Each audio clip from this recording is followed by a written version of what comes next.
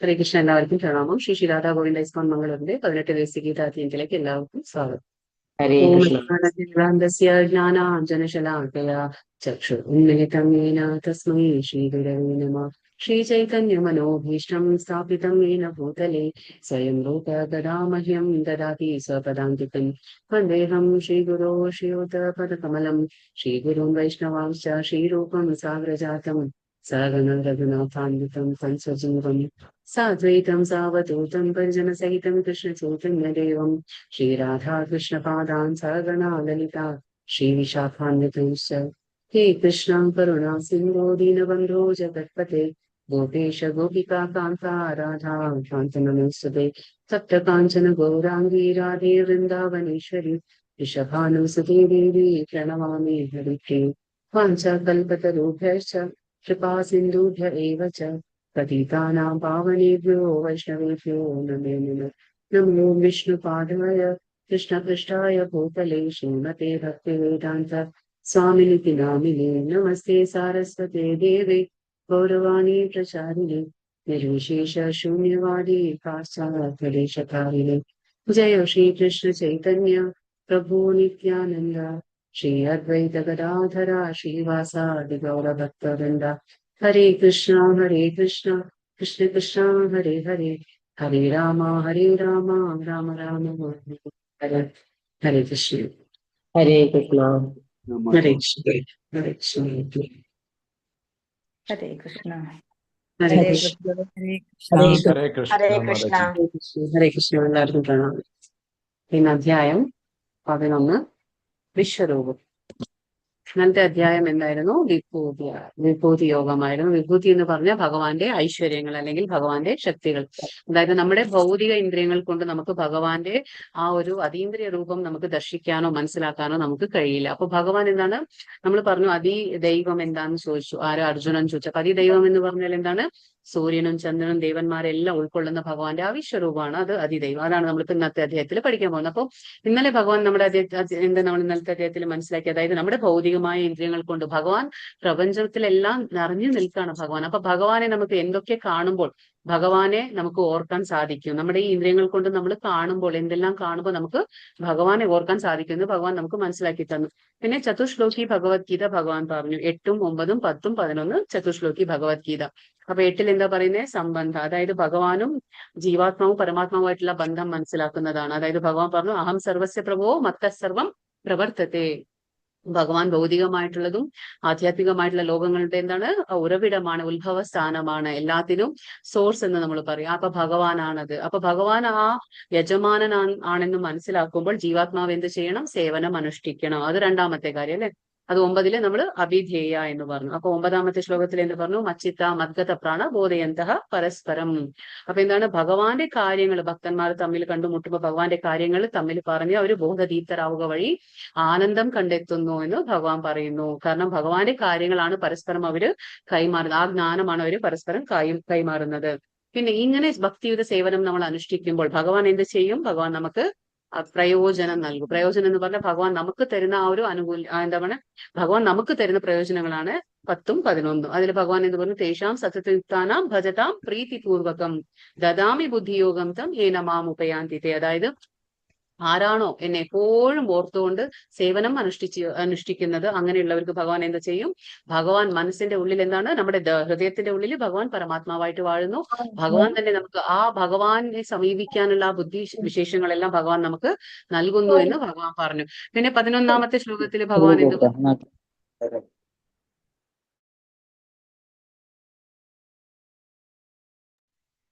ഭഗവാൻ എന്ത് പറഞ്ഞു? 11ാമത്തെ ശ്ലോകത്തിൽ ഭഗവാൻ എന്ത് പറഞ്ഞു? പ്രയോജനം, വീണ്ടും പ്രയോജനം. അപ്പൊ ഇത് ഭഗവാൻ പറയുന്നു തേഷാം ഏവാനു കമ്പാർത്ഥം അഹം അജ്ഞാനജം തമഃ നാശയാമി ആത്മഭാവസ്ഥോ ജ്ഞാനദീപേന ഭാസ്വത. അതായത് ഭഗവാൻ എന്ത് ചെയ്യുന്നു? ഭഗവാൻ നമ്മുടെ ഉള്ളിലെ നമ്മുടെ ഹൃദയത്തിലെ പരമാത്മാവായിട്ട് ഇരുന്നു കൊണ്ട് നമ്മുടെ അജ്ഞാനജന്യമായ ആ തമസ്സിനെ ഭഗവാൻ ജ്ഞാനദീപം കൊണ്ട് എന്താണ്? ഇല്ലാതാക്കുന്നു. അപ്പൊ ഇത് ഭഗവാൻ നമുക്ക് തരുന്ന പ്രയോജനമാണ്. പിന്നെ 10-25 ശ്ലോകത്തിൽ ഭഗവാൻ എന്ത് പറഞ്ഞു? യജ്ഞങ്ങളിൽ ഞാൻ തിരുനാമ ജപമാണെന്ന് ഭഗവാൻ പറഞ്ഞു. അപ്പൊ നമുക്ക് കലിയുഗ ധർമ്മമായ ഹരേ കൃഷ്ണ മന്ത്രം തന്നെയാണ് നമുക്ക് ചെയ്യേണ്ടതായ യജ്ഞം. യജ്ഞം എന്ന് പറഞ്ഞ കർമ്മം. നമ്മൾ ഏറ്റവും ഇമ്പോർട്ടന്റ് ആയിട്ട് എന്ത് ചെയ്യണം? ഹരേ കൃഷ്ണ മന്ത്രം ജപിക്കണം. കാരണം ഭഗവാൻ തന്നെ പറയുന്നു യജ്ഞങ്ങളിൽ ഭഗവാൻ എന്താകുന്നു? തിരുനാമ ജപമാണ്. കാരണം ഭഗവാനും രൂപത്തിലും നാമത്തിലും തമ്മിൽ വ്യത്യാസമില്ല. അഭിന്നത്വം നാമനാമിനെ. അതുകൊണ്ട് നമ്മളെപ്പോഴും യജ്ഞം എന്ന് പറഞ്ഞാൽ എന്താണ്? ഹരേ കൃഷ്ണ മന്ത്രം ജപിക്കുന്നതാണ് കലിയുഗ ധർമ്മം. അത് നമ്മൾ മറക്കാൻ പാടില്ല. ഇതൊക്കെയാണ് ഭഗവാൻ ഇന്നലെ അധ്യായത്തിൽ നമുക്ക് പറഞ്ഞു തന്നെ. പിന്നെ നമ്മൾ എന്ത് മനസ്സിലാക്കി? ഭഗവാൻ എല്ലാത്തിനും സ്രോതസ്സും ഉത്ഭവസ്ഥാനമാണ്. അപ്പൊ ഭഗവാനിൽ നിന്ന് എങ്ങനെയാണ് വരുന്നത്? എല്ലാവരും വിഷ്ണു രൂപങ്ങളെല്ലാം ഭഗവാനിൽ നിന്നാണ് വരുന്നത്. അപ്പൊ ഭഗവാനിൽ നിന്ന് ആദ്യം ബലരാമൻ വരുന്നു, ഗുരുതത്വമാണ്. അവിടെ നിന്ന് ആദ്യത്തെ ചതുർവ്യൂഹം വരുന്നു. അവിടെ നിന്ന് ആ മൂലസംഘർഷനിൽ നിന്ന് നാരായണൻ വരുന്നു. നാരായണനിൽ നിന്ന് ആര് വരുന്നു?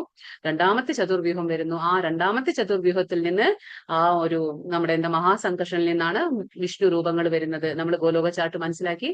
ആ വിഷ്ണു രൂപങ്ങൾ ഓരോ വിഷ്ണുവിനും ഓരോ ദൗത്യം ഭഗവാൻ കൊടുത്തിട്ടുണ്ട്. അപ്പൊ അതേപോലെയാണ് അവരാണ് നമ്മുടെ സൃഷ്ടി. അതായത് ഓരോ എന്താ പറയാ, ആദ്യത്തെ വിഷ്ണു എന്താണ്? ബ്രഹ്മാണ്ടങ്ങളെ സൃഷ്ടിക്കുന്നു. രണ്ടാമത്തെ വിഷ്ണു ജീവജാലങ്ങളെ, വൈവിധ്യങ്ങളെ സൃഷ്ടിക്കുന്നു. മൂന്നാമത്തെ വിഷ്ണുവാണ് എല്ലാ ജീവജാലങ്ങളുടെ ഹൃദയത്തില് പരമാത്മാ രൂപത്തില് വാഴുന്നത്. മൂന്നാമത്തെ വിഷ്ണുവാണ്. അപ്പൊ ഇതൊക്കെ നമ്മൾ ഇന്നലെ അധ്യായത്തിൽ നമ്മൾ മനസ്സിലാക്കി. അപ്പൊ ഇന്നത്തെ അധ്യായത്തിൽ എന്താണ്? ഇന്നലെ നമ്മൾ വിഭൂതികൾ, അതായത് ഭഗവാന്റെ ഐശ്വര്യങ്ങളെ മനസ്സിലാക്കി. ഭഗവാൻ എന്താണ്? അതിദൈവം എന്ന് പറഞ്ഞാൽ എല്ലാം, അതായത് സൂര്യൻ, എന്താ പറയുക, ചന്ദ്രൻ, വരുണൻ, വായു, അഗ്നി, എല്ലാ ദേവന്മാരെ ഉൾക്കൊള്ളുന്ന ഭഗവാന്റെ ആ വിശ്വരൂപമാണ് ആ ഒരു അതിദൈവം എന്ന് പറഞ്ഞു. അപ്പൊ അത് നമുക്ക് ഇന്ന് ഈ അധ്യായത്തിൽ മനസ്സിലാക്കാൻ പറ്റും. ഭഗവാൻ എങ്ങനെയാണ് അർജുനൻ ആ വിശ്വരൂപം കാണിച്ചു കൊടുക്കുന്നത് അത് മനസ്സിലാക്കാം. വിശ്വരൂപം എന്ന് പറഞ്ഞാൽ നമ്മുടെ എന്താണ്? ഭഗവാന്റെ ആ എന്താ പറയാ, ഭഗവാൻ വിശ്വരൂപത്തിൽ എല്ലാ ദേവന്മാരെയും ഉൾക്കൊള്ളുകയാണ്. അപ്പൊ നമുക്ക് ഇതിൽ നിന്ന് എന്താ മനസ്സിലാവാം? ഭഗവാനാണ് എല്ലാ ദേവി ദേവന്മാർക്കും ഉറവിടം, ഉത്ഭവസ്ഥാനം ഭഗവാനാണ്. ഭഗവാൻ ഒരു അവതാരമല്ല, ഭഗവാൻ അവതാരിയാണ്. കാരണം ഭഗവാൻ ഒരു സോഴ്സ് ആണ്. ഭഗവാനിൽ നിന്നാണ് മറ്റുള്ള അവതാരങ്ങളെല്ലാം വരുന്നത്. അത് നമുക്ക് ഭാഗവതത്തിലും പറയുന്നുണ്ട്. ഏതേചാംശ കലാപുംസ കൃഷ്ണസ്തു ഭഗവാൻ സ്വയം. ഭഗവാൻ കൃഷ്ണനാണ്. കൃഷ്ണനാണ് ഭഗവാൻ.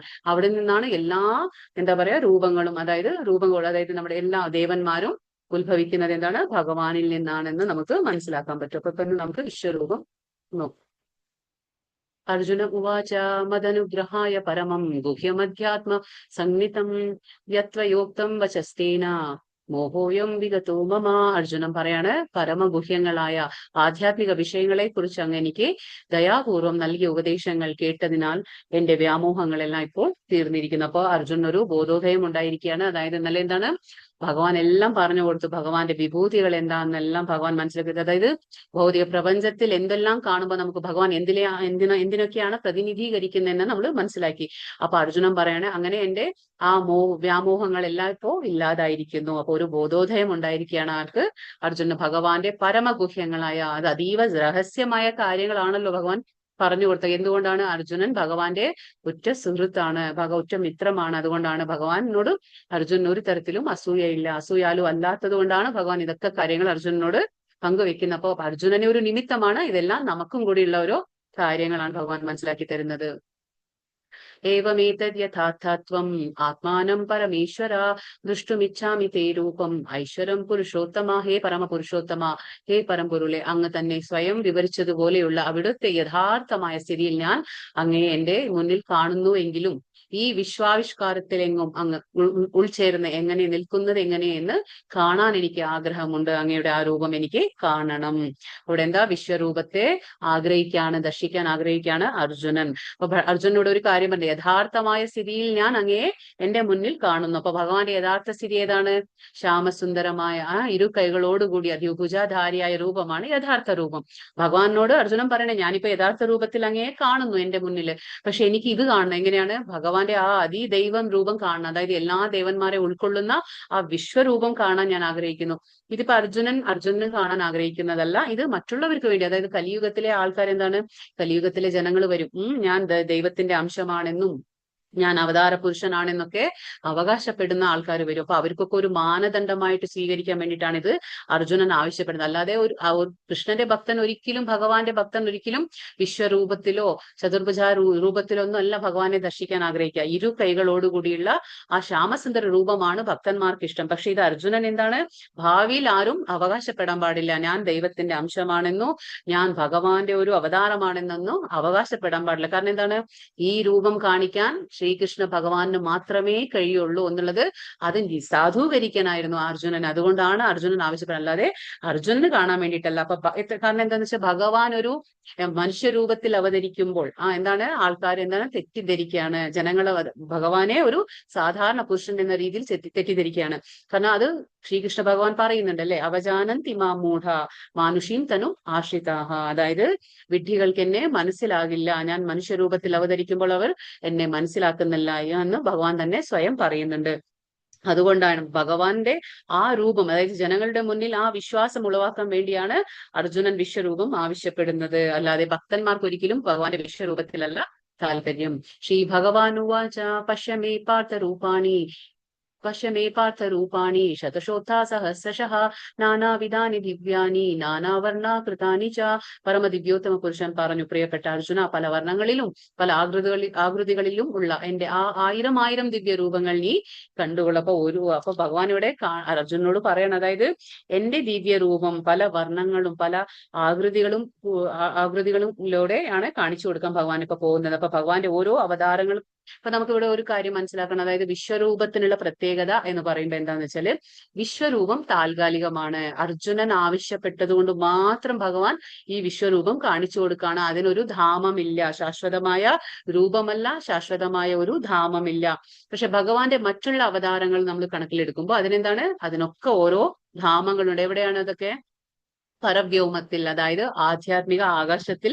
അതിനൊക്കെ നമ്മൾ ഇന്നലെ ഗോലോക ചാട്ട് കണ്ടു. അവിടെ അനേകായിരം വൈകുണ്ഠ ലോകങ്ങളുണ്ട്. ഭഗവാന്റെ എല്ലാ അവതാരങ്ങൾക്കും അവിടെ ശ്രീരാമനായാലും നരസിംഹനായാലും വരാഹ, വാമന എന്നിങ്ങനെ ഓരോ അവതാരങ്ങൾക്കും അവിടെ പരവ്യോമത്തിൽ എന്താ പറയുക, സ്പിരിച്വൽ സ്കൈ എന്ന് പറയും, ആധ്യാത്മിക ആകാശത്തിൽ അവർക്ക് ഓരോ ധാമങ്ങളുണ്ട്. പക്ഷെ ഈ വിശ്വരൂപത്തിന് ഒരു ധാമമില്ല, ഇതൊരു ശാശ്വത രൂപമല്ല. ഇത് ഭഗവാൻ അർജുനന് വേണ്ടി അർജുനൻ ആഗ്രഹിച്ചത് കൊണ്ട് കാണിക്കാൻ വേണ്ടിയിട്ട് ഭഗവാൻ ഈ രൂപം കാണിക്കുകയാണ് ചെയ്തത്. അപ്പൊ ഇതിനൊരു ശാശ്വതമായ രൂപമല്ല ഇത് ഭഗവാന്റെ, അത് നമ്മൾ മനസ്സിലാക്കണം. ഇപ്പൊ ഇവിടെ എന്താണ്, ഇപ്പൊ ഭഗവാൻ കാണിച്ചു കൊടുക്കുകയാണ്. പക്ഷെ കാണിക്കും മുമ്പ് ഭഗവാൻ എന്താ കൊടുക്കുന്നത്? അർജുനൻ ഒരു ദിവ്യ ചക്ഷുസ് കൊടുക്കുകയാണ്. ചക്ഷുസ് എന്ന് പറഞ്ഞാൽ നേത്രങ്ങൾ. കാരണം എന്താണ്, സാധാരണ കണ്ണുകൾ കൊണ്ട് ഭഗവാന്റെ ആ വിശ്വരൂപം ദർശിക്കാൻ കഴിയില്ല. നൂമാം ശക്യസേ ദൃഷ്ടും അനേനൈവാസ ചക്ഷുഷാ ദിവ്യം ദദാമി തേ ചക്ഷും പശ്യമേ യോഗം ഐശ്വരം. പക്ഷെ നിന്റെ ഈ നേത്രങ്ങൾക്ക് ഞാൻ ദൃശ്യനാവില്ല, അതുകൊണ്ട് നിനക്ക് ഞാൻ ദിവ്യ ചക്ഷുസ് നൽകുന്നു, എന്റെ വിഭൂതികളെ യഥേഷ്ടം കണ്ടുകൊള്ളൂ. ഇപ്പൊ അർജുനന്റെ ചക്ഷുസ് എന്താണ്? സാധാരണമായ ഭൗതികമായ ഇന്ദ്രിയമാണ്, അതിലൂടെ ഭഗവാനെ ദർശിക്കാൻ കഴിയില്ല. അതുകൊണ്ട് ഭഗവാൻ പറയുന്നു, ഞാൻ നിനക്ക് ദിവ്യ നേത്രങ്ങൾ തരുന്നു. ഇതിനു മുന്നേ ദിവ്യ നേത്രം കിട്ടിയ ആളാരായിരുന്നു? സഞ്ജയനാണ്. സഞ്ജയന് ആ വ്യാസദേവൻ, ഗുരുവായ വ്യാസദേവന്റെ കരുണ മൂലം ഒരു ദിവ്യ നേത്രം കിട്ടിയിരുന്നു. അതുകൊണ്ട് എന്താണ്, കൊട്ടാരത്തിൽ ഇരുന്നു കൊണ്ട് തന്നെ ആ യുദ്ധക്കളത്തിൽ എന്താണോ സംഭവിക്കുന്നത് അതെല്ലാം പറഞ്ഞു കൊടുക്കാനുള്ള കഴിവ് കിട്ടി, കണ്ടുകൊണ്ട് പറഞ്ഞു കൊടുക്കാണ്. ഇപ്പൊ നമുക്കറിയാം, ഈ കാര്യങ്ങളെല്ലാം ധൃതരാഷ്ട്രനോട് പറഞ്ഞു കൊടുക്കുന്ന ആരാണ്?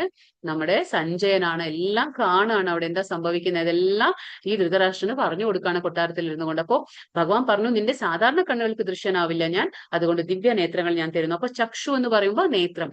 അപ്പൊ ചക്ഷുസ് എത്ര രീതിയുണ്ട്? ശാസ്ത്ര ചക്ഷു ഉണ്ട്, ദിവ്യ ചക്ഷു ഉണ്ട്, പ്രേമ ചക്ഷു ഉണ്ട്. ശാസ്ത്ര ചക്ഷു എന്ന് പറയുമ്പോൾ എന്താണ്? ചർമ്മ ചക്ഷു എന്ന് പറയുമ്പോൾ നമ്മുടെ ഭൗതികമായ കണ്ണ്.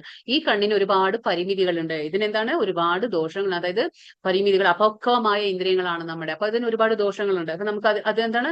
ഒരു പരിമിതി ഉള്ളതാണ് നമ്മുടെ ചർമ്മ ചക്ഷു, നമുക്ക് ഭൗതികമായിട്ടുള്ള ഇന്ദ്രിയം.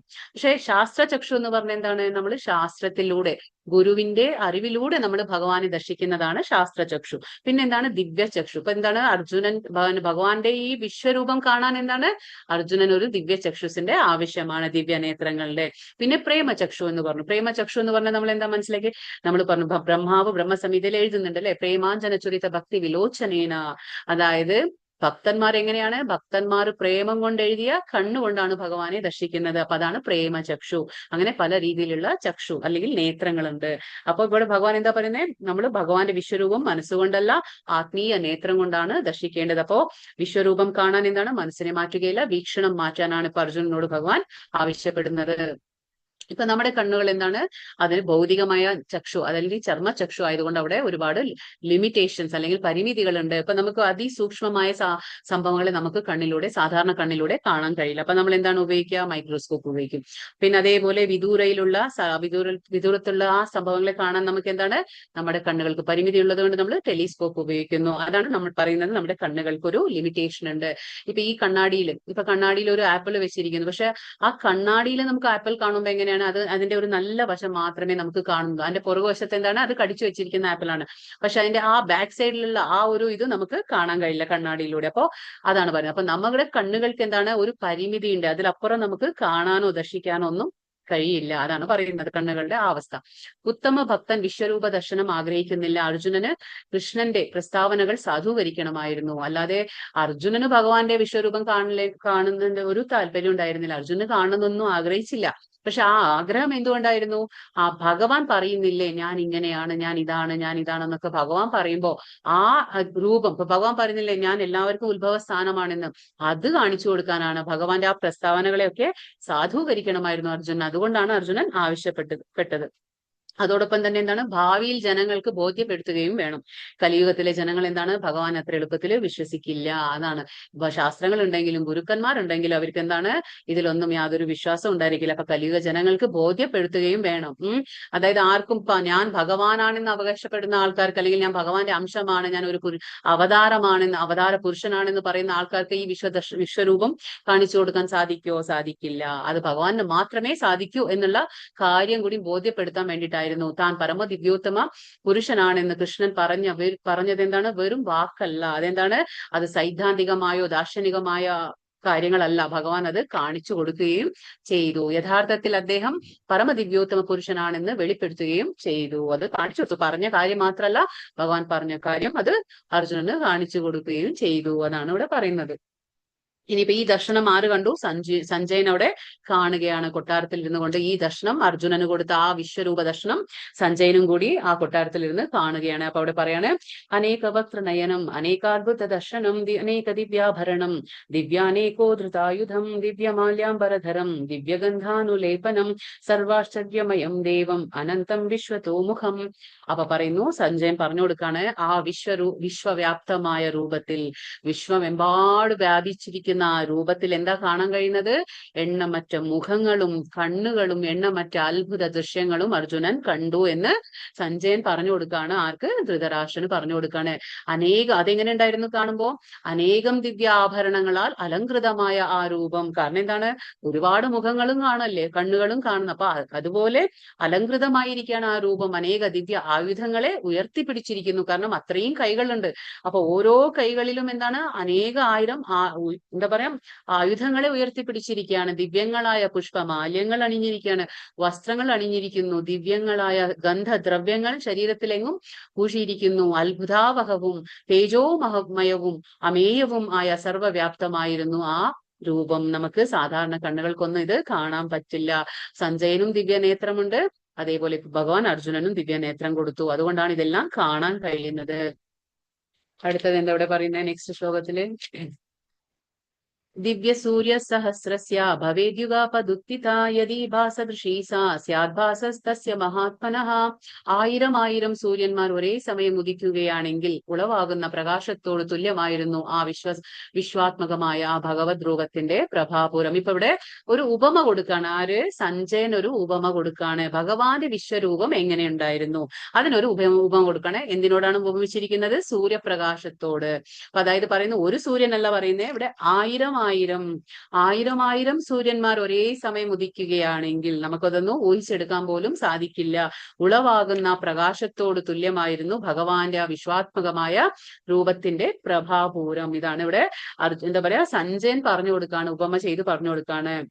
ധൃതരാഷ്ട്രർക്ക് പറഞ്ഞു കൊടുക്കണം, 1000 സൂര്യൻ ഉദിച്ചു കഴിഞ്ഞാൽ അതിന്റെ പ്രകാശത്തിന് തുല്യമായിരുന്നു ഭഗവാന്റെ ആ ഒരു പ്രഭാപൂരം, വിശ്വരൂപത്തിന്റെ പ്രഭാപൂരം. നമുക്കതൊന്നും ഊഹിച്ചെടുക്കാൻ പോലും സാധ്യമല്ല. അതാണ് പറയുന്നത്.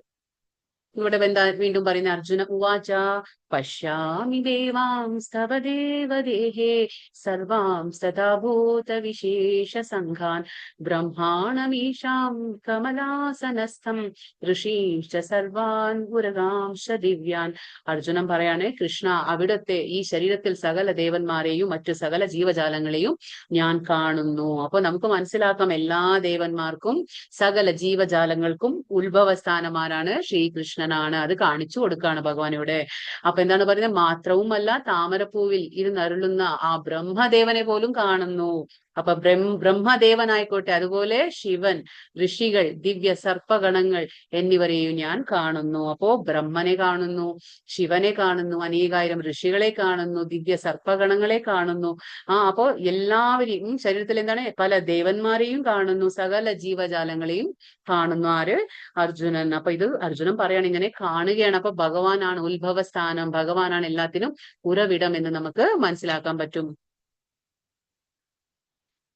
അനേക ബാഹുധര വക്രനേത്രം പശ്യാമി ത്വാം സർവതോ അനന്തരൂപം ന അന്തം ന മധ്യം ന പുനസ്തവാദിം പശ്യാമി വിശ്വേശ്വര വിശ്വരൂപം കിരീടിനം ഗദിനം ചക്രിണം ച തേജോരാശിം സർവതോ ദീപ്തിമന്തം പശ്യാമി ത്വാം ദുർനിരീക്ഷ്യം സമന്താദീപ്താനലാർക്ക ദ്യുതിം പ്രമേയം.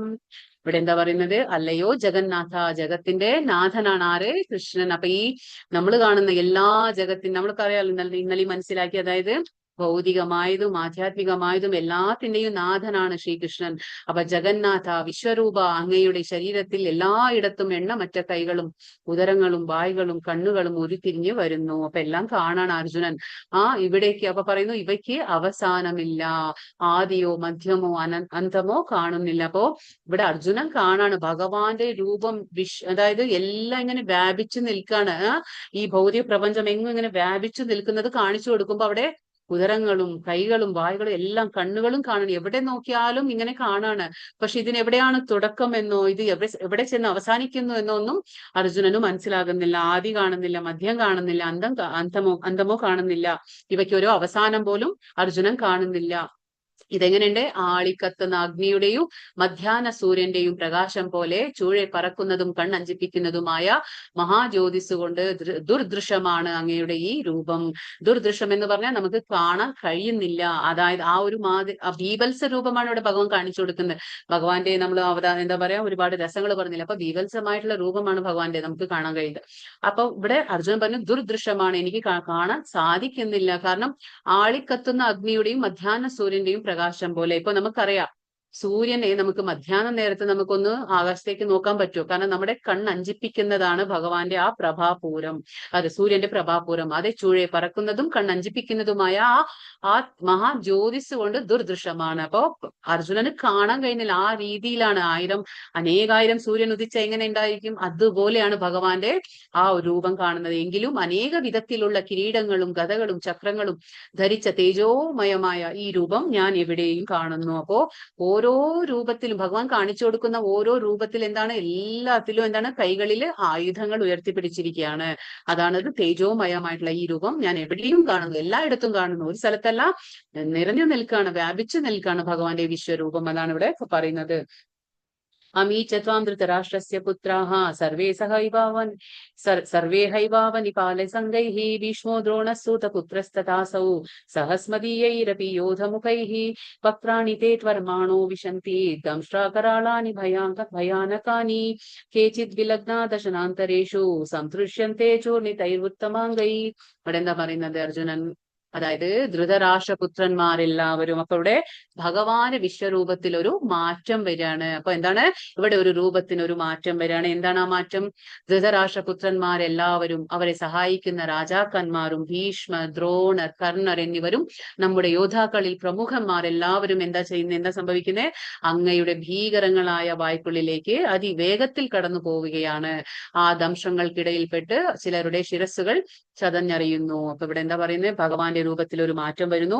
വളരെ ബീഭത്സമായിട്ടുള്ള രൂപമാണ് ഭഗവാന്റേത്, ഭീകരമായ രൂപമാണ്. ആ വായ്ക്കുള്ളിൽ എന്താണ്, ഭഗവാന്റെ വായ്ക്കുള്ളിലേക്ക് ആരാ പോകുന്നത്? ധൃതരാഷ്ട്രപുത്രന്മാരെ സഹായിക്കുന്നവരെല്ലാവരും, അതായത് ധൃതരാഷ്ട്രനാരാണ്? പുത്രനാരാണ്? ദുര്യോധനെ സഹായിക്കാൻ വന്നിരിക്കുന്ന എല്ലാവരും, അതേപോലെ ആ രാജാക്കന്മാരെല്ലാവരും, അതേപോലെ നമ്മുടെ യോദ്ധാക്കളിൽ പ്രമുഖന്മാരെല്ലാവരും, അതായത് പാണ്ഡവരുടെ സൈന്യത്തിൽ നിൽക്കുന്ന പ്രമുഖന്മാരും കൂടി എല്ലാവരും എന്താണ് ചെയ്യുന്നത്? ആ ഭീകരമായ ഭഗവാന്റെ വായ്ക്കുള്ളിലേക്ക് പോവുകയാണ്. ആരാണ്? ഭീഷ്മർ, ദ്രോണർ, കർണൻ എന്നിവരെല്ലാവരും, അതേപോലെ പാണ്ഡവരുടെ സൈന്യത്തിലുള്ള പ്രമുഖന്മാരെല്ലാവരും ഭഗവാന്റെ വായ്ക്കുള്ളിലേക്ക് അതിവേഗത്തിൽ കടന്നു പോവുകയാണ്. ആ കടന്നു പോകുമ്പോ എന്താ സംഭവിക്കുന്നത്? ഭഗവാന്റെ ദംശങ്ങൾ, ആ പല്ലുകൾക്കിടയിൽ, ഭഗവാന്റെ ഭീകരമായ ആ ദംശങ്ങൾക്കിടയിൽപ്പെട്ടവരുടെ ശിരസ്സുകളൊക്കെ എന്താണ്? ചതഞ്ഞറിഞ്ഞു പോവുകയാണ്. ഇതൊക്കെ കാണുന്ന ആരാണ്? ആ അർജുനൻ കാണാണ് ഇതൊക്കെ. അപ്പൊ അവിടെ പാണ്ഡവർക്കൊന്നും സംഭവിക്കുന്നില്ല, പാണ്ഡവർ അതിന്റെ ഉള്ളിലേക്ക് കടന്നു പോകുന്നില്ല. അതിന്റെ അർത്ഥം എന്താണ്? പാണ്ഡവന്മാർക്ക് ജയം എന്നുള്ളത് കാണിച്ചു കൊടുക്കാണ് ഭഗവാൻ വിശ്വരൂപത്തില്. കാരണം എന്താണ്? ഭീഷ്മർ വരെ പോകുന്നു, ആ ദ്രോണർ പോകുന്നു, കർണൻ പോകുന്നു, ആ പാണ്ഡവരുടെ സൈന്യത്തിൽ നിൽക്കുന്ന പ്രമുഖന്മാരെല്ലാം പോകുന്നു. എന്തുകൊണ്ടാണ്? പാണ്ഡവർ എപ്പോഴും ധർമ്മത്തിന്റെ സൈഡിലാണ്, അവരെപ്പോഴും ധർമ്മം കൈവിട്ടവരല്ല, അവരെപ്പോഴും ധർമ്മത്തിന്റെ കൂടെ നിൽക്കുന്ന ആൾക്കാരായിരുന്നു. അതുകൊണ്ട് തന്നെ അവർക്കൊന്നും തന്നെ അവിടെ സംഭവിക്കില്ല. കാരണം എന്താണ്? ധർമ്മത്തിന്റെ കൂടെ നിൽക്കുമ്പോ ധർമ്മസ്യ പ്രഭു അച്യുത, ധർമ്മത്തിന്റെ പ്രഭുവായ അച്യുതൻ എന്താണ്? അവരുടെ കൂടെ ഉണ്ടായിരിക്കും.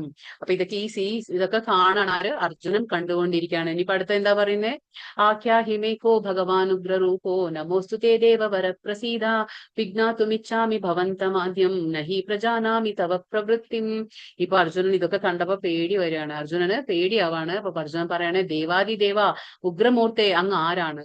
പറഞ്ഞു തരൂ, ഞാൻ പ്രണമിക്കുന്നു, എനിക്ക് എന്നിൽ കനിയണമേ, ആദി പുരുഷനായ അങ്ങയെ എനിക്ക് അറിയണം, അങ്ങയുടെ ദൗത്യം എന്തെന്ന് മനസ്സിലാകുന്നില്ല. അപ്പൊ ഈ രൂപം കണ്ടപ്പോ, അതായത് ഭഗവാന്റെ ഭീകരമായ വായ്പുള്ളിൽ എല്ലാവരും കടന്നു പോവുകയാണ്, ശിരസ്സുകളെല്ലാം ആ ദംശങ്ങൾക്കിടയിൽപ്പെട്ട് അറിഞ്ഞു പോവുകയാണ്, ചതഞ്ഞറിഞ്ഞു പോവുകയാണ്. അപ്പൊ ഇതൊക്കെ കണ്ടപ്പോ അർജുനൻ ഒരു പേടിയാവണം. അപ്പൊ അർജുനൻ ഭഗവാനോട് ചോദിക്കുകയാണ്, ദേവാദിദേവ, ദേവന്മാർക്കും കൂടി ദേവനാണ്, അപ്പൊ ഉഗ്രമൂർത്തെ, ആ ഉഗ്രമായ രൂപം കാണിക്കാണ്, അങ്ങ് ആരാണ്?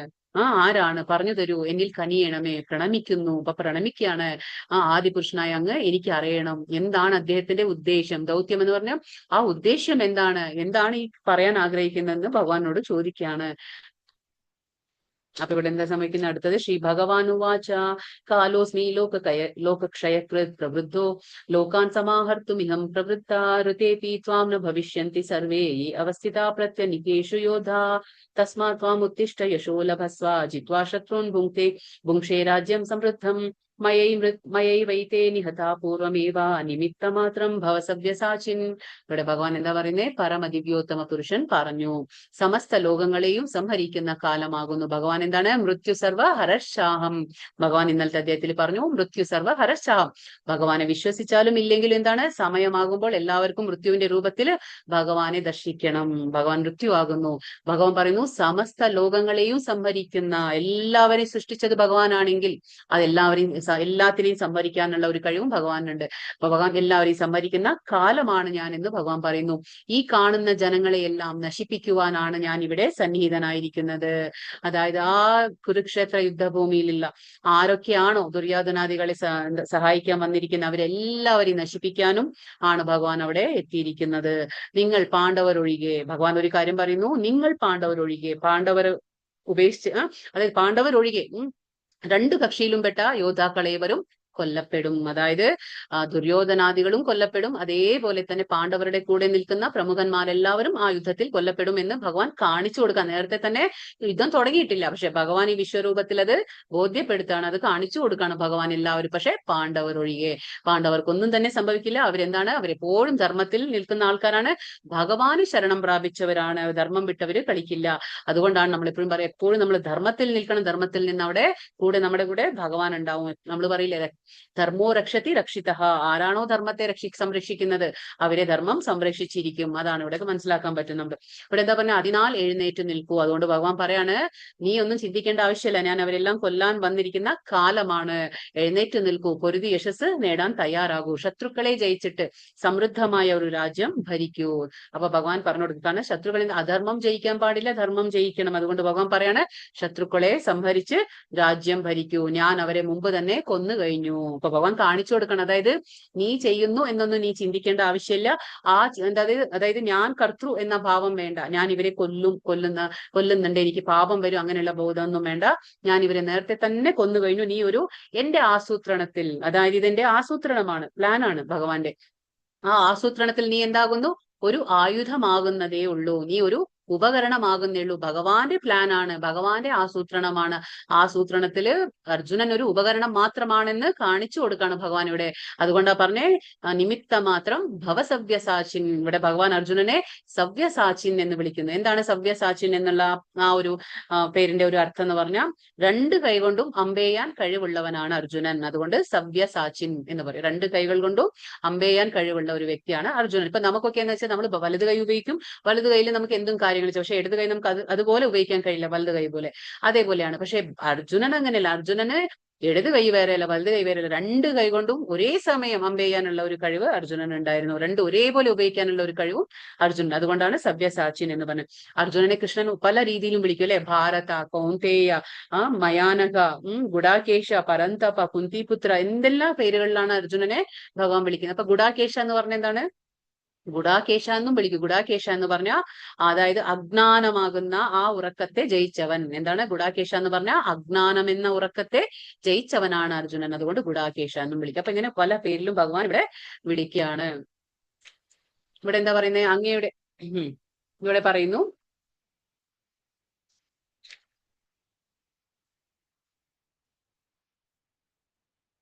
ഇവിടെ പറയുന്ന അർജുനൻ പറയാണ്, സഖേതി മത്വാ പ്രസഭം യദുക്തം ഹേ കൃഷ്ണ ഹേ യാദവ ഹേ സഖേതി അജാനതാ മഹിമാനം തവേദം മയാ പ്രമാദാത് പ്രണയേന വാപി യഥാവസാസാർത്ഥം സത്കൃതോസി വിഹാരശയ്യാസന ഭോജനേഷു ഏകോതവാപ്യാച്യുത തത്സമക്ഷം തത്ക്ഷാമയേ ത്വാമഹം പ്രമേയം. ഇവിടെ പറയാണ്, അർജുനൻ പറയാണ്, ഇതെല്ലാം കേട്ട് കഴിഞ്ഞിട്ട് ഇപ്പൊ അർജുനൻ പറയാണ്, അങ്ങയുടെ മഹത്വം എന്തെന്നറിയാതെ സുഹൃത്ത് എന്ന് മാത്രം കരുതി ഹേ കൃഷ്ണ, ഹേ യാദവ, ചങ്ങാതി എന്നെല്ലാം ഞാൻ അങ്ങയെ സ്നേഹത്തിലോ സംഭ്രാന്തിയിലോ വിളിച്ചു പോന്നു.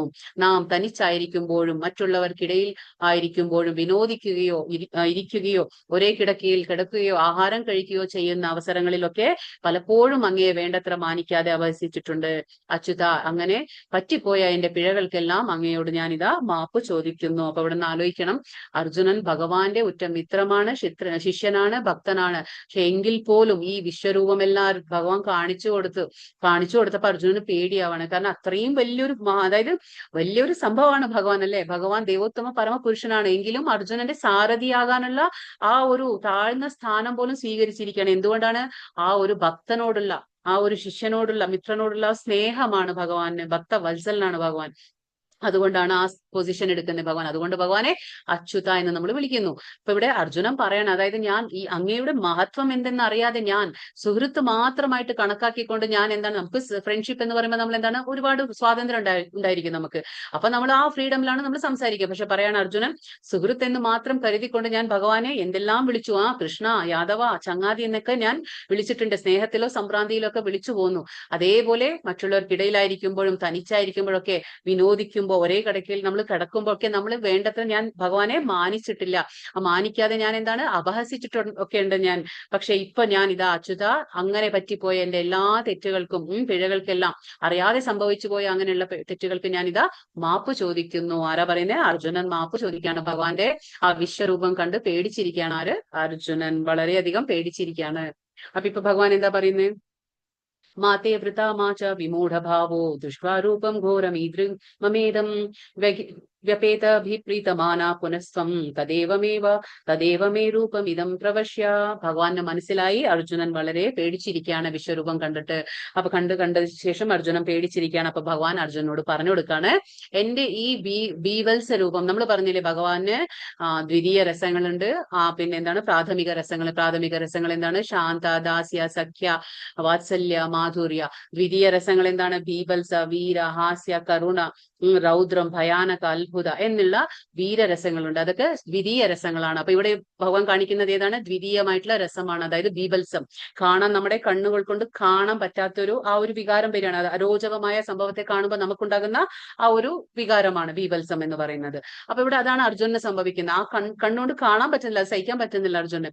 അപ്പൊ ഇവിടെ ഭഗവാൻ പറയുന്നു, എന്റെ ഈ ബീഭത്സ രൂപം കണ്ടിട്ട് നീ അസ്വസ്ഥനാവുകയും സംഭ്രാന്തനാവുകയും ചെയ്തു. അത് ഇതോടെ തീരട്ടെ, അത് ഇതോടെ അവസാനിക്കട്ടെ, മതി, ഇനി കാണിച്ചത് മതി എന്നും പറഞ്ഞ് ഭഗവാൻ തീരുമാനിക്കുകയാണ്. എന്റെ ഭക്തനായ നീ ഇനി സ്വസ്ഥത കൈവരിക്കൂ, ഇനി സ്വസ്ഥമായിട്ട് നീ ഇരിക്കാം. അതായത് ശാന്ത മനസ്കനായി നിനക്കിപ്പോൾ നീ ആഗ്രഹിക്കുന്ന എന്റെ രൂപം കാണാം, നിനക്ക് ഏറ്റവും ഇഷ്ടപ്പെട്ട എന്റെ രൂപം ഇനി ഞാൻ നിനക്ക് കാണിച്ചു തരാമെന്ന് ഭഗവാൻ പറയാണ്. സഞ്ജയ ഉവാച ഇത്യർജുനം വാസുദേവസ്തഥോക്ത്വാ സ്വകം രൂപം ദർശയാമാസ ഭൂയഃ ആശ്വാസയാമാസ ച വീതമേനം ഭൂത്വാ പുനഃ സൗമ്യ വപുർമഹാത്മാ. ഇവിടെ സഞ്ജയം പറഞ്ഞു കൊടുക്കാണ് ധൃതരാഷ്ട്രർക്ക് ഭഗവാൻ ഇങ്ങനെ ബീവത്സ രൂപം കണ്ട് പേടിച്ച അർജുനനെ സമാധാനിപ്പിക്കുകയാണ്. സമാധാനിപ്പിച്ചപ്പോ എന്താ പറയണേ, അപ്പൊ അർജുനനിപ്പോ നീ സാധാരണമായിട്ടുള്ള നിനക്ക് ഇഷ്ടപ്പെടുന്ന ആ രൂപം ഞാൻ നിനക്ക് കാണിച്ചു തരാമെന്ന് പറഞ്ഞു. ആ കാര്യം സഞ്ജയൻ ധൃതരാഷ്ട്രോട് പറയാണ്. ഇങ്ങനെ അർജുനനോട് പറഞ്ഞിട്ട് ഭഗവാൻ പരമദിവ്യോത്തമ പുരുഷനായ ശ്രീകൃഷ്ണൻ തന്റെ യഥാർത്ഥമായ ചതുർഭുജ രൂപം ആദ്യം കാണിച്ചു കൊടുക്കും. എന്താണ്, ആദ്യം വിശ്വരൂപം എല്ലാം മാറ്റി എന്നിട്ട് എന്താണ് ഫസ്റ്റ് ഇപ്പോ ചതുർഭുജ രൂപം കാണിച്ചു കൊടുക്കും. പക്ഷെ ഭക്തൻ എന്താണ്, ചതുർഭുജ രൂപത്തിലും ഭക്തന് സമാധാനപ്പെടില്ല. ഭക്തൻ ഇഷ്ടം എന്താണ്, ദ്വിഭുജധാരിയായ ശ്യാമസുന്ദര രൂപമാണ് ഭക്തൻ ഇഷ്ടം. അപ്പൊ ഭഗവാൻ ആദ്യം ചതുർഭുജ രൂപത്തിലേക്ക് വന്നു. പിന്നീട് എന്താ ചെയ്തേ, ഭഗവാൻ ആദ്യം ചതുർഭുജ രൂപത്തിലേക്ക് വന്നു. പിന്നീട് ഭീതനായിരുന്ന ആ അർജുനന് ധൈര്യം വരുത്തുവാനായി ഭഗവാൻ ഇരു കൈകളോടുകൂടിയ തന്റെ സാധാരണ രൂപം കൈകൊള്ളുകയും ചെയ്തു. അപ്പൊ ഇതിൽ നിന്ന് എന്താണ് മനസ്സിലാവുന്നത്, ഭഗവാന്റെ സാധാരണ രൂപം ഏതാണ്, ഇരു കൈകളോടുകൂടിയ ആ രൂപമാണ് സാധാരണ രൂപം. അപ്പൊ ഭഗവാൻ ആദ്യം ചതുർഭുജധാരിയായി, പിന്നീട് അതും മാറ്റി ഭഗവാൻ അർജുനന് ധൈര്യം നൽകാൻ വേണ്ടിയിട്ട് എന്താണ് ഇരു കൈകളോടുകൂടിയ ആ സാധാരണ രൂപം ഭഗവാൻ കൈകൊണ്ടു. അതാണ് നമ്മളിപ്പോ ഇതിൽ ചിത്രത്തിൽ കാണുന്നത്. ഭഗവാൻ എന്താണ്, ആദ്യം ഭഗവാൻ ദേവകി വസുദേവരുടെ മുന്നിൽ പ്രത്യക്ഷപ്പെട്ടപ്പോൾ എന്താണ്, തടവറയിലായിരിക്കുമ്പോൾ കംസന്റെ തടവറയിൽ എങ്ങനെയാണ് പ്രത്യക്ഷപ്പെട്ടത്, ഭഗവാൻ ചതുർഭുജധാരിയായിട്ടാണ് പ്രത്യക്ഷപ്പെട്ടത്. പക്ഷെ ആ സമയത്ത് ദേവകിയും വസുദേവരും ഭഗവാനെ പ്രാർത്ഥിക്കുന്നു. എന്നിട്ടാണ് ഭഗവാൻ ദ്വിഭുജാധാരി തന്റെ ഭഗവാന്റെ ആ ഒറിജിനൽ ശാശ്വതമായ ഭഗവാന്റെ എന്താണ് ആ ഒരു സ്വാഭാവികമായിട്ടുള്ള സ്വരൂപത്തിലേക്ക് ഭഗവാൻ വരികയാണ്. ഇരു കൈകളോട് കൂടിയ ആ രൂപത്തിലേക്കാണ് ഭഗവാൻ വരുന്നത്. അപ്പൊ സൗമ്യ വപു എന്ന് പറഞ്ഞു. സൗമ്യ വപു, വപു എന്ന് പറഞ്ഞ ശരീരം, സൗമ്യ വപു എന്ന് പറഞ്ഞാൽ ഏറ്റവും സുന്ദരമായ ശരീരം. ഏതാണ്, ദ്വിഭുജാധാരിയായിട്ടുള്ള ആ രൂപമാണ് കൃഷ്ണന്റേത്. അതാണ് സൗമ്യ വപു എന്ന് നമ്മൾ പറയുന്നത്. എന്താണ് സൗമ്യ വപു എന്ന് പറഞ്ഞാൽ ഏറ്റവും സുന്ദരമായ ആ ശരീരമാണ്. ഭക്യാത്വനന്യ ശക്യ അഹമേവാം വിധേ അഹമേവാം വിദോർജുന ജ്ഞാതും ദൃഷ്ടും ച തത്വേന പ്രവേഷ്ടും ച പരന്തപ. ഇവിടെ എന്താ പറയുന്നത്, പ്രിയപ്പെട്ട അർജുന, പരന്തപ എന്ന് പറഞ്ഞ ശത്രുക്കളെ കീഴടക്കുന്നവനെ. അപ്പൊ അർജുനനോട് വീണ്ടും പറയണ, പരന്തപ എന്നിൽ ഏകാഗ്രമായ ഭക്തി കൊണ്ട് മാത്രമേ എന്നെ ഇപ്പോൾ കാണുന്ന മട്ടിൽ നേരിട്ട് കാണാൻ അറിയാനും സാധിക്കുകയുള്ളൂ. അപ്പൊ നമ്മൾ ഇന്നലെ മനസ്സിലാക്കി, ദേവന്മാർക്കോ ഋഷികൾക്കോ പോലും സാധിക്കില്ല. ആ ഭഗവാന്റെ ദർശനം വളരെ സുദുർലഭമായ ദർശനമാണ്. ഏത്, ശ്യാമസുന്ദര രൂപത്തിൽ ഈ ദ്വിഭുജധാരിയായിട്ടുള്ള ദർശനം കിട്ടില്ല. ഭഗവാൻ എന്താ പറയുന്നത്, എന്നിൽ ഏകാഗ്രമായ ഭക്തി, അചഞ്ചലമായ വ്യതിചലിക്കാത്ത ഒരു ഭക്തി ഉണ്ടെങ്കിൽ മാത്രമേ എന്നെ ഇപ്പോൾ കാണുന്ന മട്ടിൽ, അതായത് ദ്വിഭുജാധാരിയായ മട്ടിൽ കാണാനും അറിയാനും സാധിക്കുകയുള്ളൂ. ഈ മാർഗത്തിൽ കൂടി മാത്രമേ എന്റെ നിഗൂഢതയിലേക്ക് പ്രവേശിക്കാൻ കഴിയുള്ളൂ. അതായത് ഈ മാർഗം എന്ന് പറയുമ്പോൾ ഏതാണ്, ഭക്തിയുത മാർഗത്തിൽ മാത്രമേ ഭഗവാന്റെ ആ നിഗൂഢതയിലേക്ക്, ഭഗവാന്റെ ആ ഒരു നിഗൂഢത എന്ന് പറഞ്ഞാൽ എന്താണ്, ഭഗവാനെ യോഗേശ്വര എന്ന് വിളിക്കും. ഭഗവാൻ ഒരുപാട് നിഗൂഢതകളുണ്ട്. അത് ഭഗവാന്റെ കാര്യങ്ങൾ നമുക്ക് മനസ്സിലാക്കണമെങ്കിൽ ഭക്തിയിൽ മാത്രമേ, അത് നാളത്തെ അധ്യായത്തിൽ ഭഗവാൻ പറയുന്നു, അത് ഭഗവാനെ ഭക്യാമാം അഭിജാനാതി, ഭക്തിയിലൂടെ മാത്രമേ നമുക്ക് ഭഗവാനെ മനസ്സിലാക്കാൻ കഴിയുള്ളൂ. അതാണ് ഭഗവാന്റെ ധാമത്തിലേക്ക് നമുക്ക് പ്രവേശനം വേണമെങ്കിൽ നമുക്ക് ഭക്തിയുടെ സേവനം അനുഷ്ഠിച്ചിരിക്കണം. വ്യതിചലിക്കാത്ത ഏകാഗ്രമായ ഭക്തി ഉണ്ടെങ്കിൽ മാത്രമേ നമുക്ക് ഭഗവാന്റെ ധാമത്തിൽ പ്രവേശനം കിട്ടുള്ളൂ, ഭഗവാനെ മനസ്സിലാക്കാനും കഴിയുള്ളൂ. ഇതിലെ സ്റ്റോറി ലാസ്റ്റ് പറയാം. അപ്പൊ ഭഗവാൻ എന്താ ചെയ്യുന്നത്, വിശ്വരൂപം മറച്ച്, ഭഗവാൻ എന്താണ് ആദ്യം വിശ്വരൂപം കാണിച്ചു, വിശ്വരൂപം മറച്ചു പിടിച്ചു. പിന്നെന്താണ്, ഭഗവാൻ കൃഷ്ണൻ ചതുർഭുജനായ നാരായണ രൂപവും ഒടുവിൽ ദ്വിഭുജനായ എന്താ പറയാ സ്വരൂപവും കൈകൊള്ളുന്നു. ഭഗവാൻ ആദ്യം വിശ്വരൂപം കാണിച്ചു കൊടുത്തു, പിന്നീട് ഭഗവാൻ ചതുർഭുജധാരിയായിട്ടുള്ള രൂപം കാണിച്ചു കൊടുത്തു. മനസ്സിലായി, അർജുനന് സമാധാനപ്പെടുന്നില്ല എന്ന് മനസ്സിലായപ്പോ ഭഗവാൻ ഭഗവാന്റെ സ്വരൂപം ഏതാണ്, ആ ഇരു കൈകളോടുകൂടിയ ആ ദ്വിഭുജ രൂപത്തിൽ ഭഗവാൻ ദർശനം കൊടുത്തു. അപ്പൊ വൈദിക സാഹിത്യത്തിൽ പറയപ്പെടുന്ന നമ്മുടെ വൈദിക സാഹിത്യത്തിൽ ധർമ്മഗ്രന്ഥങ്ങളിൽ പറയപ്പെടുന്ന ചതുർഭുജ രൂപങ്ങളും മറ്റും ആദിമമായ ദ്വിഭുജ കൃഷ്ണ രൂപത്തിൽ നിന്നാണ് ഉത്ഭവിച്ചത്. എന്താണ്, നമുക്കിപ്പോ കാണുന്ന ചതുർഭുജ വിഷ്ണു രൂപങ്ങളായാലും മറ്റു അവതാരങ്ങളായി മറ്റു ഭഗവാന്റെ ഏതു രൂപമായാലും ഭഗവാന്റെ ആദിമമായ രൂപം ഏതാണ്, ദ്വിഭുജ കൃഷ്ണ രൂപം.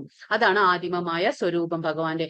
അതിൽ നിന്ന് ഉത്ഭവിച്ചതാണ് മറ്റെല്ലാ രൂപങ്ങളും എന്ന് ഇതിൽ നിന്ന് നമുക്ക് മനസ്സിലാക്കാൻ സാധിക്കും. ഇത് വളരെ ഇമ്പോർട്ടന്റ് ആയിട്ടുള്ള ശ്ലോകമാണ്. അവസാനത്തെ ശ്ലോകമാണ്.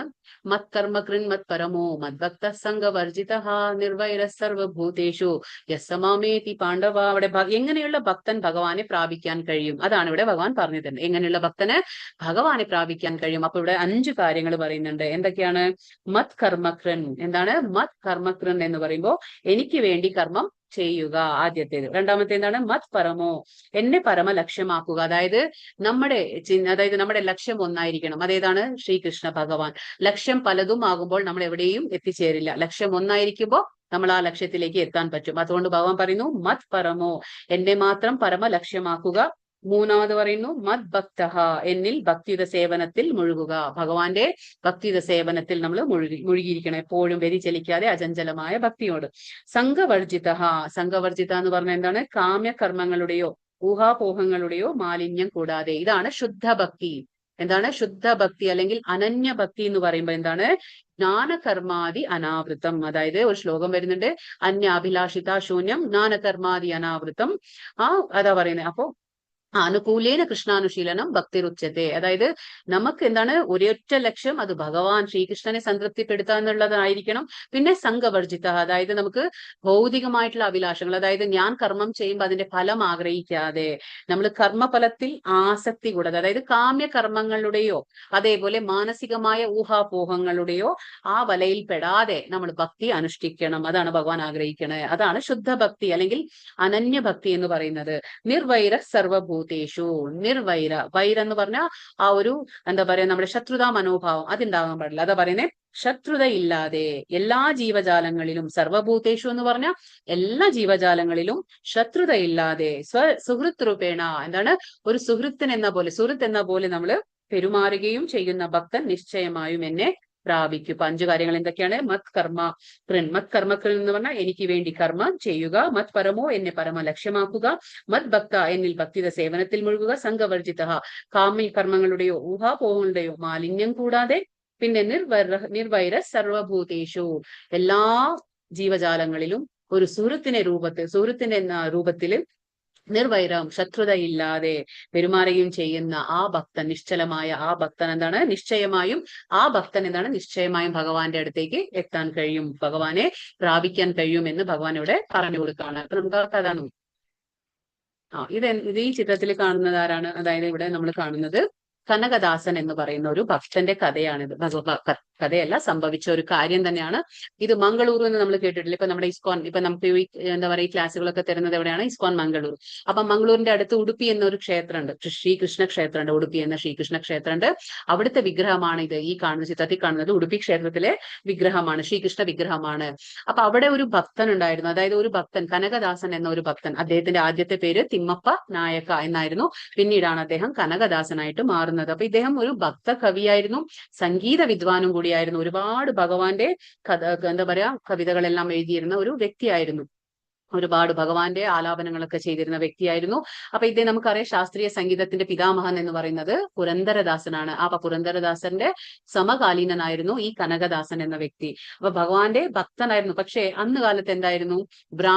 ബ്രാഹ്മണർക്ക് മാത്രമേ അമ്പലത്തിൽ പ്രവേശനമുള്ളൂ. അല്ലാത്തവർക്ക്, ബ്രാഹ്മണൻ അല്ലാത്ത ആൾക്കാർക്ക് അമ്പലത്തിൽ പ്രവേശനമില്ല.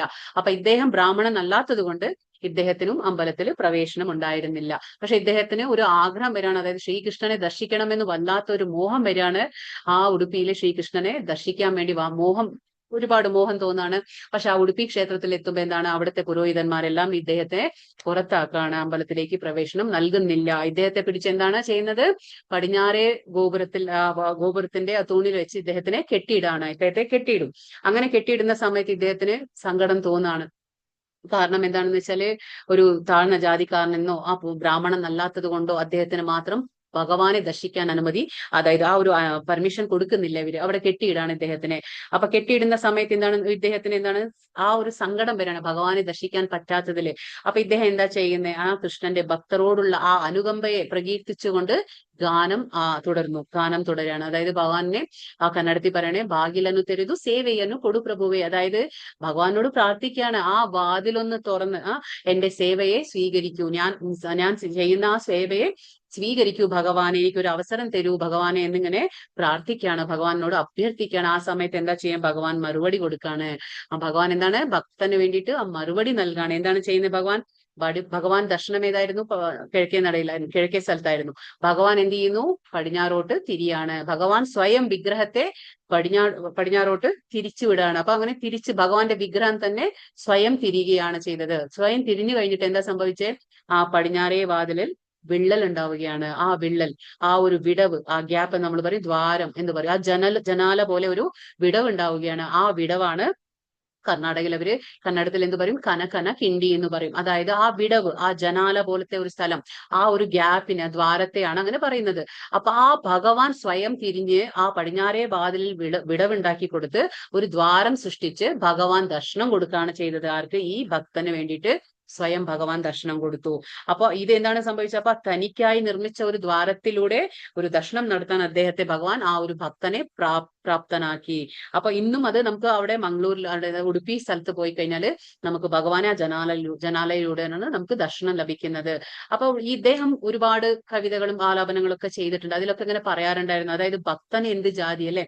ആ കീർത്തനങ്ങളൊക്കെ ആലാപിക്കുമ്പോൾ അദ്ദേഹത്തിന്റെ ആ കീർത്തനങ്ങളിൽ എന്താണ്, ജാതിയുടെ പേരിൽ അദ്ദേഹം നേരിട്ട് കഴിഞ്ഞ ഒരുപാട് ആ അപമാനങ്ങൾ പ്രതിധ്വനിക്കുന്നുണ്ട്. അപ്പൊ ഇങ്ങനെയാണ് അവിടെ ആ ഭഗവാൻ സ്വയം തിരിഞ്ഞ് ഭഗവാൻ ഭക്തന് വേണ്ടി ഒരു ദർശനം കൊടുക്കുകയാണ് ചെയ്തത്. അതാണ്. അപ്പൊ ഭക്തനോടുള്ള ആ സ്നേഹമാണ് ഭഗവാന്റെ പ്രകടമാക്കിയത് അവിടെ ഭഗവാൻ. അതായത് ഭക്തവത്സനാണ് ഭഗവാൻ, ഭാവഗ്രാഹി ജനാർദ്ദനാണ് ഭഗവാൻ, ഭക്തപരാധീനനാണ് ഭഗവാൻ. എന്താണ്? എപ്പോഴും ഭക്തന്മാരുടെ ആ കൺട്രോളിലാണ് ഭഗവാൻ ഇരിക്കാൻ ആഗ്രഹിക്കുക. അതാണ് ഇവിടെ നമുക്ക് ഇവിടുന്ന് ഈ കഥയിൽ നിന്ന് മനസ്സിലാവുന്നത്. അതായത് ഭഗവാൻ സ്വയം ഭക്തന് വേണ്ടി തിരിഞ്ഞ് ദർശനം കൊടുക്കുകയാണ് ചെയ്തത്. അപ്പൊ ഇവിടെ എന്ത് ജാതിയാണല്ലേ? ഭഗവാന് ഒന്നും നോക്കുന്നില്ല. ഭഗവാൻ എന്താണ് നോക്കുന്നത്? ഒരു ഭക്തന്റെ ആ മനസ്സ്, ആ ഭാവമാണ് ഭഗവാൻ നോക്കുന്നത്. നമ്മൾ നേരത്തെ അധ്യായങ്ങളിൽ മനസ്സിലാക്കില്ലേ, ഭഗവാൻ എന്ത് തന്നാലും ഭഗവാൻ അത് സ്വീകരിക്കും. പക്ഷെ എങ്ങനെ കൊടുക്കണം? പ്രേമത്തോടെ, സ്നേഹം കൊണ്ട് ഭഗവാനെ നമ്മൾ കൊടുത്തു കഴിഞ്ഞാൽ ഭഗവാൻ എന്തും തന്നെ സ്വീകരിക്കുമെന്ന് കാണിച്ചു തരാണ്. ഇപ്പൊ ഇത് ഈ ശ്രീകൃഷ്ണൻ എന്ന് പറയുമ്പോൾ ഒരു കയ്യിൽ എന്താണ്, അത് ഒരു കയറും പിന്നെന്താണ്, ഒരു മത്ത്, അല്ലെങ്കിൽ നമ്മൾ കടകോൽ എന്ന് പറയും. അതായത് വെണ്ണ കടയാൻ ഉപയോഗിക്കുന്ന ഒരു മരത്തിന്റെ ഉപകരണമാണ്. അപ്പൊ കയ്യിലെ ഒരു കടകോലും കയറും കയ്യിൽ പിടിച്ചിരിക്കുന്ന ഒരു രൂപമാണ് ഇവിടെ ശ്രീകൃഷ്ണന്റെ. ഇത് നമ്മുടെ ഉടുപ്പി ക്ഷേത്രത്തിലെ ശ്രീകൃഷ്ണന്റെ രൂപമാണിത്. അപ്പൊ ഇങ്ങനെ ഒരു ഭക്തന് വേണ്ടി സ്വയം തിരിഞ്ഞ ഒരു കഥയാണ്. ഭഗവാൻ സ്വയം തിരിഞ്ഞ് ഭക്തന് ദർശനം കൊടുത്ത കഥയാണിത്.